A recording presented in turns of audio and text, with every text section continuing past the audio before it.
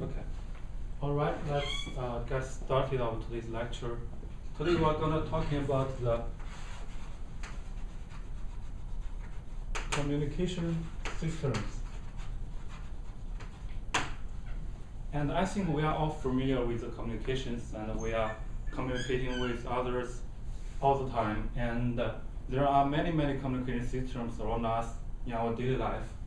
For example, right here, right now, I'm speaking to you, and you are listening at your seat. This is a very simple communication system. I'm generating the sound, and we usually call it as the source of the communication system. And the sound will travel through the air and arrive at your ears.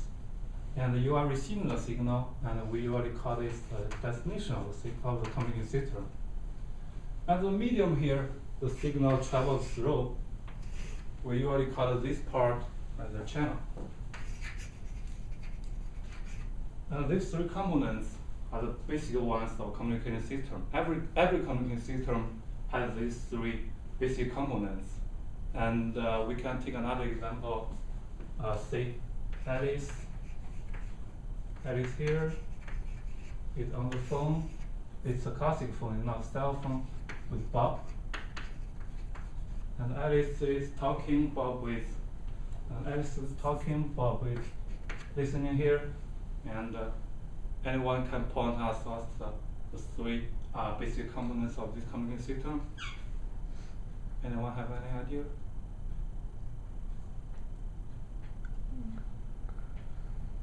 Alice is the source. Yes, Alice is source because Alice is talking, it generates a sound. Bob is destination. Yeah, Bob is destination. And the phone is the channel. Yeah, absolutely. The phone line, because the signal it just travels through the phone line, we call it the channel. And for this basic communication system, we can just write a simple diagram like this. It's a source, travels through a channel, and the signal arrives at the destination. This is basic communication systems. But the thing here is that in this very simple diagram, it represents the signal transmission of the analog signals. And what's the property of analog signal? We all know that the analog signal, the property of analog signal is that it's continuously in the term of values. For example, this waveform can represent a typical analog signal. But with the rapid development of computers, we have been entered the digital age starting from the early 1990s. And in the digital age, we prefer the digital signal because the digital signal is much easier.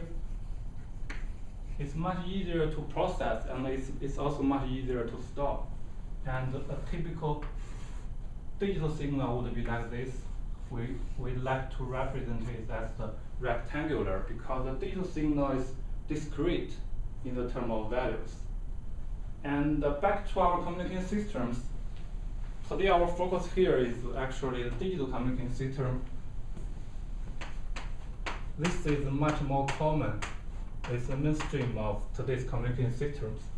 The digital communication system, as we said before, and we discussed before, of course the three basic components, the source, the channel, and the destination are still there.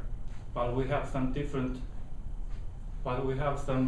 other components. For example, for a digital communication system, it's the source, it's the destination, and here is the channel. But we know that the source generates analog signal here is analog. And with lag, the signal becomes to digital here. So we have to add a functionality at a block here, which do the transformation from analog signal to digital signal. We call it the AD converter here. And accordingly, because at the destination, you need the analog signal instead of the digital signals, so you would like to convert it back. We call this of the digital to analog converter.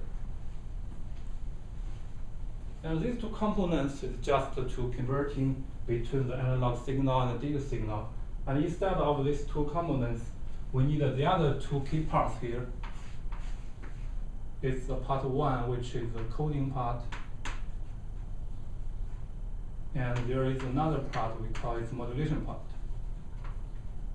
And at the receiver side, we would like to undo the coding, we call it decoding, and undo the modulation, we call it demodulation. And the coding and the modulation, the purpose of coding and modulation, we found maybe we can write them here. Is that okay? Read that? Mm-hmm.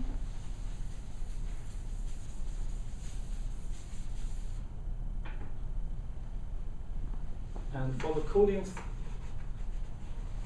we divide it up into two parts. The first one is we call it source coding, and the second one is channel coding. For the source coding, for the source coding, the purpose is just to compress the signal as much as possible. For example, before the source coding, we may need 10 minutes to transmit a signal, but after some appropriate compression, we may say just need 5 minutes. The purpose of source coding is just to compress. In that order, we can just improve the efficiency. And the channel coding is just to combat the errors that would occur when the signal travels through the channel. And the other part is the modulation part. Modulation part also has two functionalities. The first one is traverse the zeros and ones, because this is a digital signal, right? It's zeros and ones. We convert it to the waveforms, to the electromagnetic waveforms that can be transmitted through the air. And the other part is to increase the frequency. The reason is that in the channel, the lower the frequency is, there will be much higher attenuation. So in order to decrease the attenuation, we increase the frequency here. This is the key functionality of coding and modulation. And so up to now, we have a we have a big picture of the whole digital communication systems.